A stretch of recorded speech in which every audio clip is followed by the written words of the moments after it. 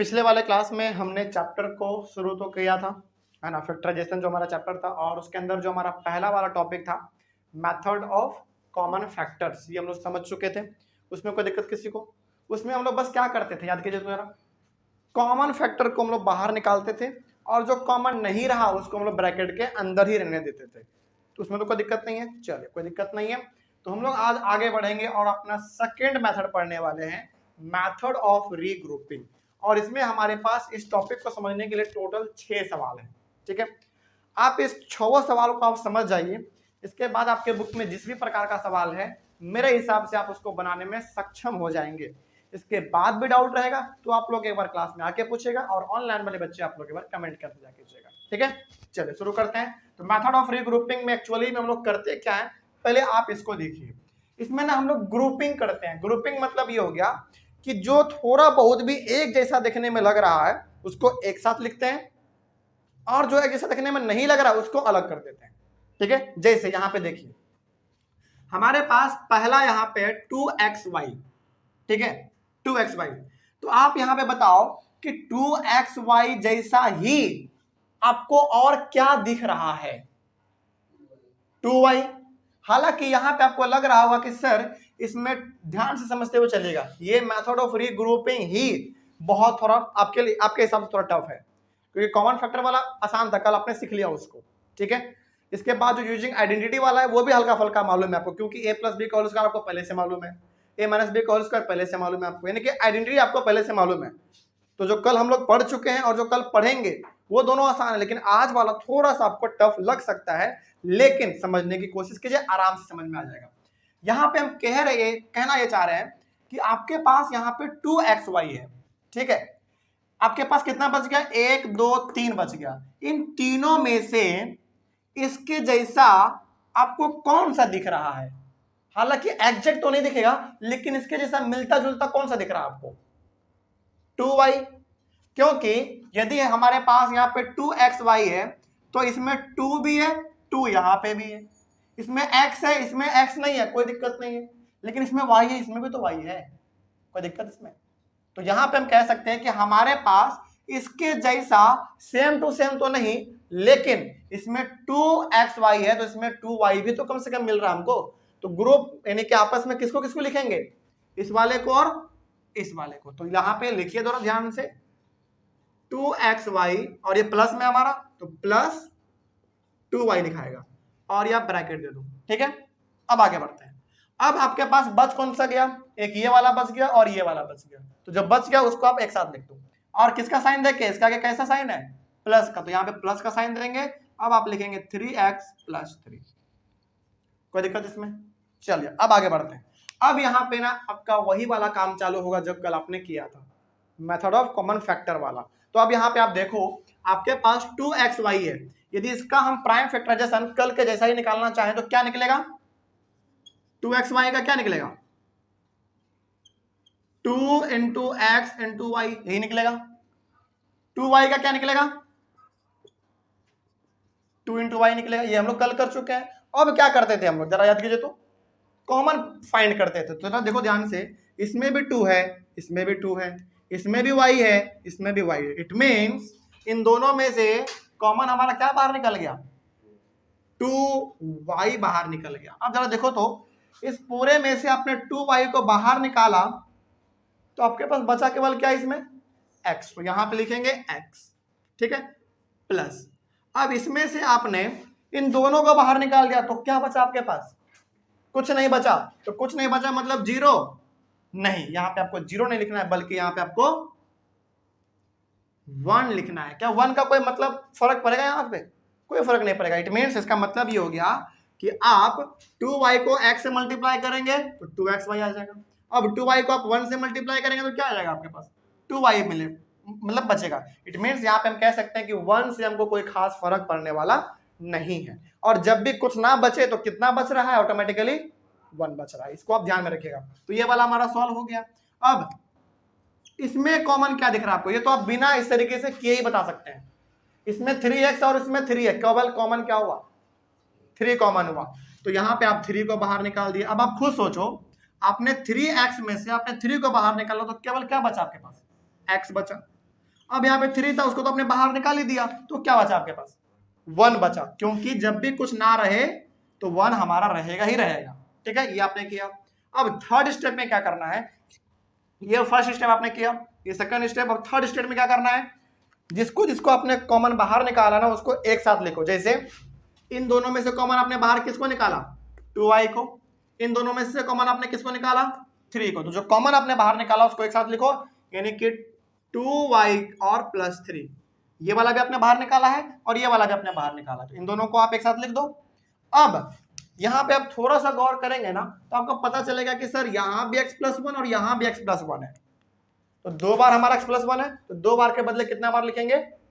1 बार लिखेंगे। तो यहां पे अब आप लिखेंगे x+1। लेकिन यहां पे क्या बीच में किसी भी चीज का साइन देना है आपको? नहीं देना है, याद रखिएगा इस बात को। इसका मतलब बीच में कैसा साइन है?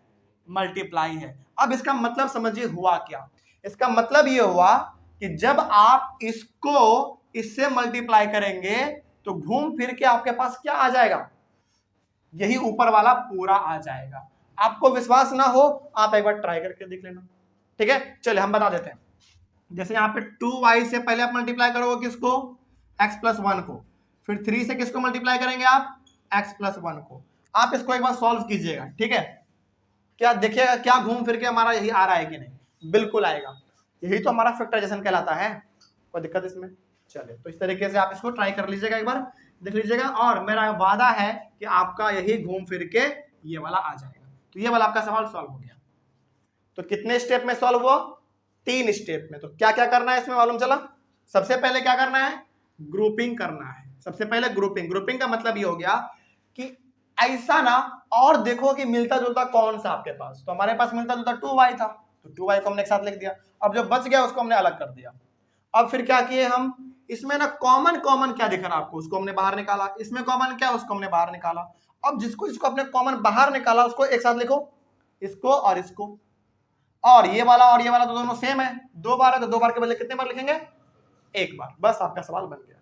आगे बढ़ते हैं। अब जो भी डाउट इसमें रहा होगा वो वाला आपका इसमें कंफ्यूजन दूर हो जाएगा। बस थोड़ा सा ध्यान से समझिएगा। ठीक है, अब इस बार थोड़ा सा हम आपसे पूछते हैं। ठीक है, देखिए आपके पास यहाँ पे a² है, यहाँ पे BC है, यहाँ पे AB है, यहाँ पे AC है। तो बताइए हमको a² के साथ प्लस में कौन सा लिखना चाहिए इन तीनों में से? जरा सोच के बताइए। इसके जैसा मिलता जुलता आपको कौन सा नजर आ रहा है? AB। AC क्यों नहीं?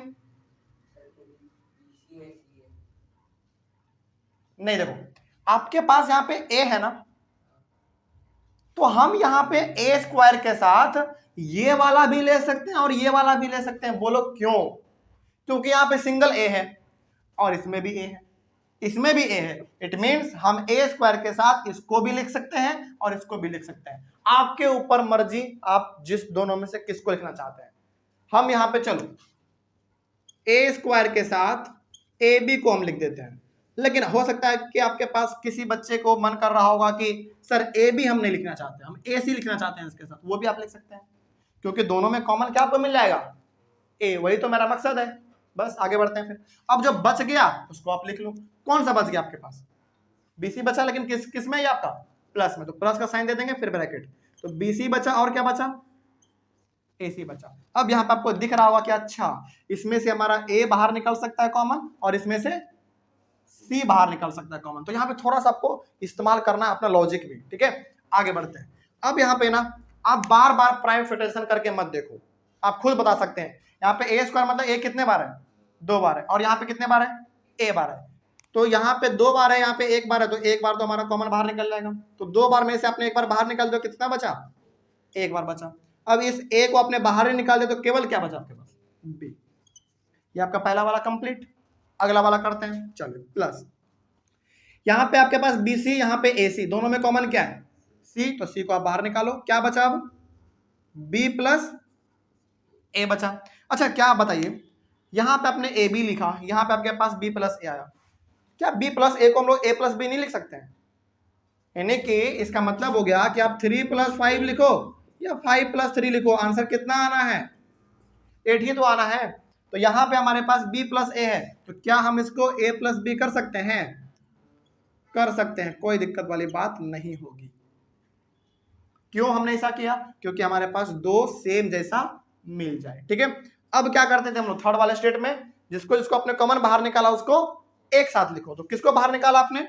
ए और सी को, तो ए प्लस सी एक साथ लिखाएगा।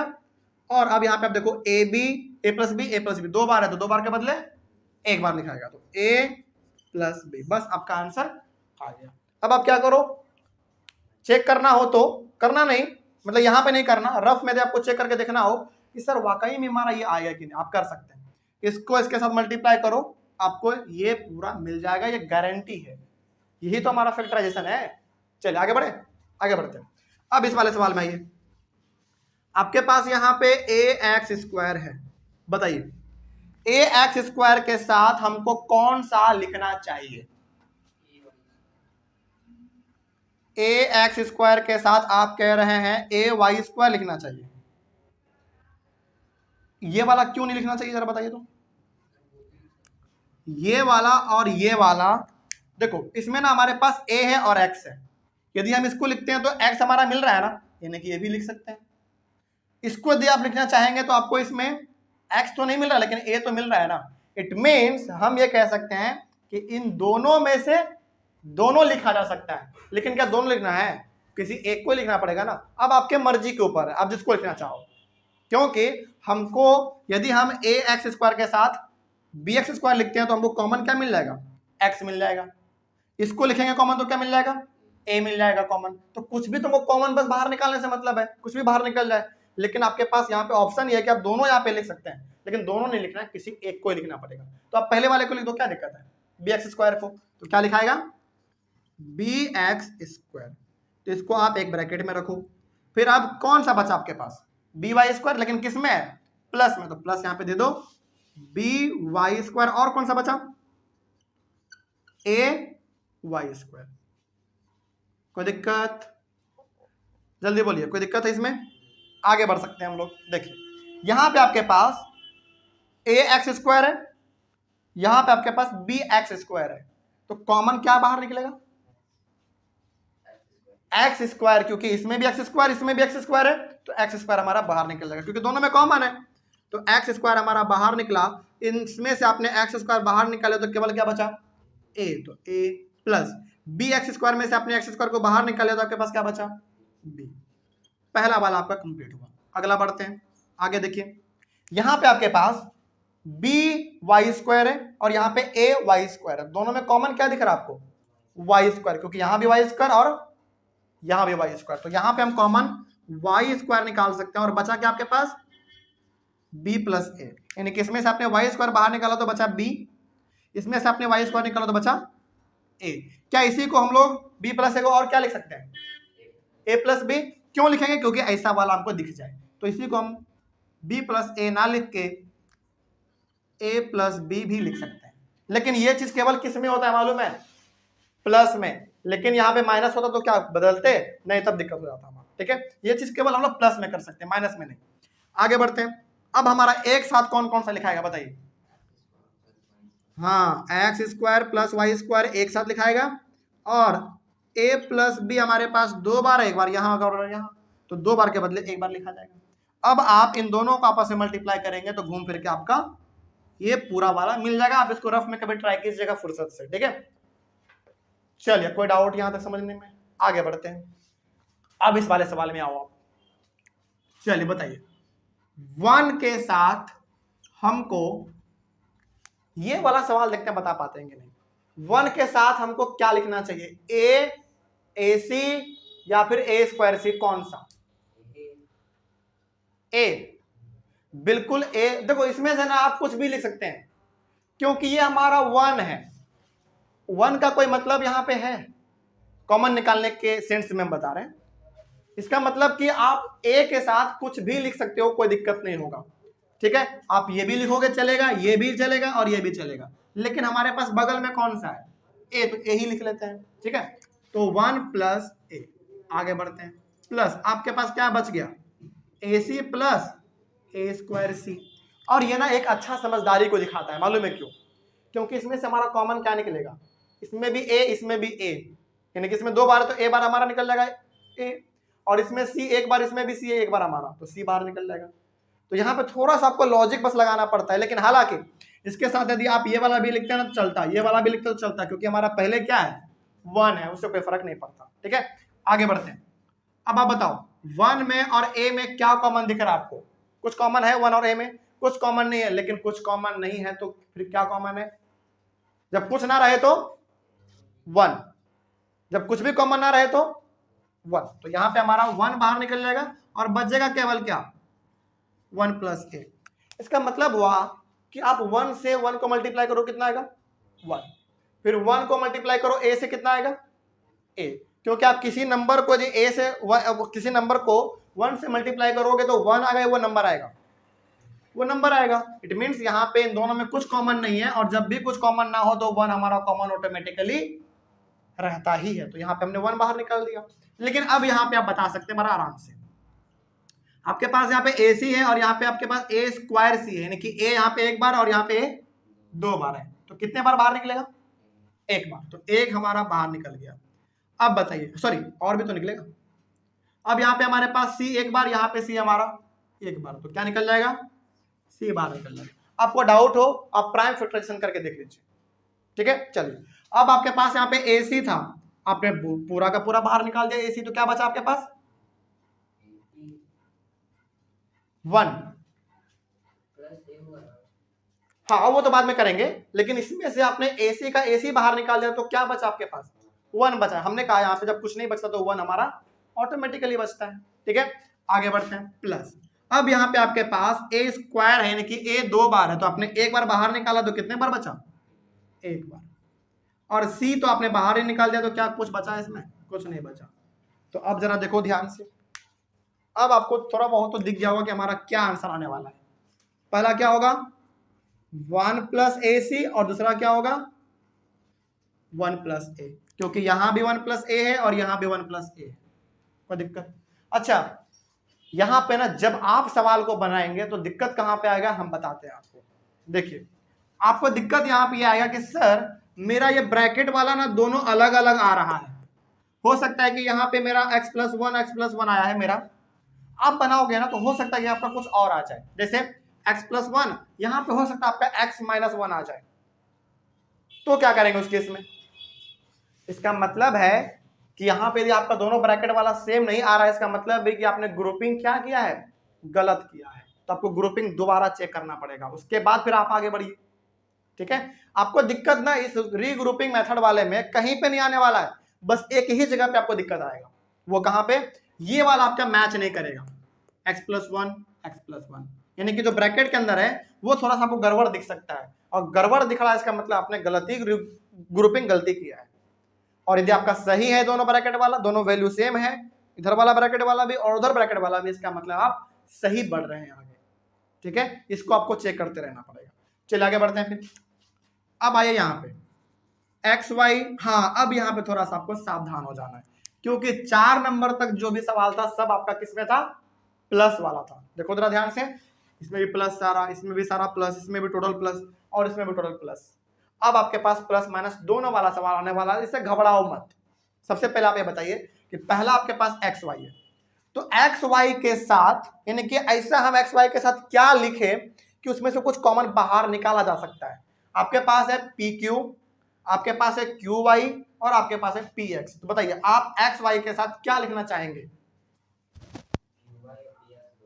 बिल्कुल, आप चाहे तो क्यू वाई भी लिख सकते हैं, आप चाहे तो पी एक्स भी लिख सकते हैं। क्यों? क्योंकि यदि इसके साथ हम क्यू वाई लिखते हैं तो कॉमन क्या निकलेगा हमारा? वाई। या फिर आप यदि ये लिखते हैं तो कॉमन क्या निकलेगा? एक्स। तो आपके ऊपर अब ये निर्भर करता है कि आप इन दोनों में से किसको लिखना चाहते हैं। तो पहला वाला लिख दो, क्या दिक्कत है? तो क्या लिख देंगे? और ये किसमें आपका? प्लस में, तो प्लस क्यू वाई आपका ये पहला वाला हो गया। अब कौन कौन सा बच गया आपका? ये वाला बचा, तो ये वाला कैसे देंगे? माइनस में। बहुत अच्छा, अब ब्रैकेट दो पी क्यू, और ये आपका कौन सा बच गया? एक ये वाला माइनस पी एक्स। क्या सही लिखा हमने? नहीं, सही नहीं है। क्यों नहीं सही है? क्योंकि आपने ब्रैकेट के बाहर कैसा साइन दिया है? माइनस का, तो अंदर का साइन ये माइनस वाला क्या हो जाएगा? प्लस में हो जाएगा, क्योंकि जब भी ब्रैकेट के बाहर साइन रहे माइनस का तो ब्रैकेट के अंदर हमारा साइन चेंज हो जाता है, कोई दिक्कत इसमें। और ये केवल किस वाले में होता है, जब यहाँ पे माइनस का साइन रहे। प्लस का साइन होता है ना तो कोई फर्क नहीं पड़ता उससे, बस कब फर्क पड़ेगा, जब माइनस का साइन रहे। तो हमने यहाँ पे क्या किया, एक बार दोबारा समझाते हैं, देखिए दोबारा समझिए एक बार। आपके पास अब ये वाला लिखना बचा है ना, तो माइनस में है तो माइनस आप दे दो, जैसे आप यहाँ पे प्लस दे देते, हाँ जैसे आप यहाँ पे प्लस दे देते फिर ब्रैकेट देते थे, तो हमने माइनस दिया क्योंकि माइनस में ये हमारा। अब आप ब्रैकेट दो, क्या लिखो आप पहले, पी क्यू लिख दो पहले। अब जो यहाँ पे हमारा आएगा ना उसका साइन क्या हो जाएगा, चेंज हो जाएगा, चेंज हो जाएगा, क्योंकि ब्रैकेट के बाहर साइन कैसा है, माइनस का। तो किसको लिखोगे आप, माइनस पी एक्स, तो यह क्या हो जाएगा, प्लस पी एक्स। बस यही चीज आपको यहाँ पे ध्यान रखना है कि जब भी ब्रैकेट के बाहर साइन हो माइनस का तो अंदर का साइन क्या हो जाएगा, चेंज हो जाएगा। क्योंकि आप खुद देखो ये आपका किस में था, माइनस में था, तो ब्रैकेट के अंदर चला गया तो किस में अभी फिलहाल, प्लस में। और ये आपका कैसा था, माइनस में, तो किस में आ गया, प्लस में। बस यहाँ पे ध्यान क्या रखना है कि जब भी ब्रैकेट के बाहर साइन माइनस का हो तो ब्रैकेट के अंदर का साइन चेंज हो जाएगा, कोई डाउट इसमें। प्लस है तो माइनस हो जाएगा और माइनस है तो प्लस हो जाएगा। चलिए आगे बढ़ते हैं फिर।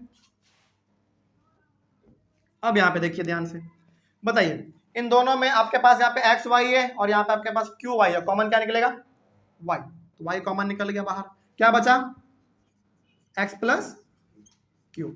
अब माइनस था, माइनस दे दो। इन दोनों में क्या दिख रहा है आपको, कॉमन, कॉमन पी दिख रहा है, तो पी बाहर निकालो, क्या बचा, क्यू प्लस एक्स बचा। अच्छा, क्यू प्लस एक्स को आप क्या लिख सकते हो इस तरीके से ताकि हमारा दोनों सेम हो जाए, क्या होगा, एक्स प्लस क्यू लिख सकते हैं, तो हमने यहाँ पे लिख दिया, कोई डाउट इसमें। चलिए अब क्या करते थे हम लोग, जिसको बाहर निकाला उसको एक साथ, तो किसको किसको आपने बाहर निकाला, y माइनस पी को, और ये हमारा x प्लस क्यू दो बार है तो दो बार के बदले एक बार लिखाएगा, क्या, x प्लस क्यू, ये ही आपका आंसर है। तो अब इन दोनों को आप एक साथ मल्टीप्लाई कर दोगे तो आपके पास ये घूम फिर के आ जाएगा, बिल्कुल आ जाएगा, आप भी ट्राई करना है इस चीज को। आगे बढ़े हम लोग, चलिए यहाँ पे जरा ये वाला देख लो, 15xy के साथ हमको ये इन तीनों में से कौन सा लिखना चाहिए, तो बताइए। हाँ, 6x और 5y दोनों को लिख सकते हैं हम यहाँ पे, कौन, 2 नहीं, 2 और 15 में कुछ कॉमन नजर आता है आपको, नंबर तो है लेकिन क्या कुछ कॉमन है दोनों में, नहीं बिल्कुल नहीं। लेकिन बताते हैं, थोड़ा देखो ध्यान से पहले। लेकिन हम यहाँ पे ना ऐसे बता सकते हैं कि 15xy के साथ हम 6x भी लिख सकते हैं और 5y भी लिख सकते हैं, क्योंकि यदि हम 6x लिखते हैं तो हमसे हमारे पास कुछ कॉमन बाहर निकलेगा, हालांकि कुछ और भी कॉमन निकलेगा, ये बताते हैं आपको हम, लेकिन x तो बाहर निकल रहा है क्योंकि x दोनों में है। और यदि हम इसको लिखते हैं तो y क्या बाहर क्या निकलेगा, y निकलेगा। लेकिन क्या केवल y निकलेगा, नहीं, कुछ और भी बाहर निकलेगा, वो क्या निकलेगा बताते हैं। तो पहले आप किसको लिखना चाहोगे, दोनों है हमारे पास, दोनों लिख सकते हैं, तो पहले वाले को लिख देते हैं, तो माइनस 6x, ये हमारा पहला वाला हो गया। अगला वाला क्या लिखाएगा आपका, ये वाला है, लेकिन ये किस में है आपका, प्लस में है, तो आप क्या लिखना चाहोगे,